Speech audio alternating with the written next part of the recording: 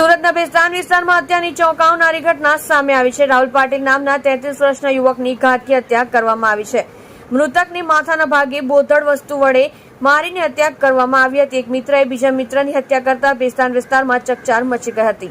તેને તેના મિત્રની પત્ની સાથે અફેર હોવાની શંકા જતા મિત્રએ તેના મિત્રની ઘાતકી હત્યા કરી નાખી। મૃતકનું નામ રાહુલ પાટીલ છે, જ્યારે હત્યારાનું નામ પ્રશાંત હોવાનું કહેવાય છે। ઘટના બાદ ભેસ્તાન પોલીસે તાત્કાલિક આરોપી મિત્રની ધરપકડ કરી હતી। પોલીસે સમગ્ર મામલે વધુ આગળની તપાસ શરૂ કરી છે। આપ જોઈ રહ્યા છો સોમવાર time news channel, bureau report, Surat. आपका नाम? गणेश दिलीप पाटिल। तो भाई का क्या नाम था और कैसे उसको किसने मारा? राहुल दिलीप पाटिल। किसने मारा उसको और कब मारा? उसके फ्रेंड प्रशांत ने।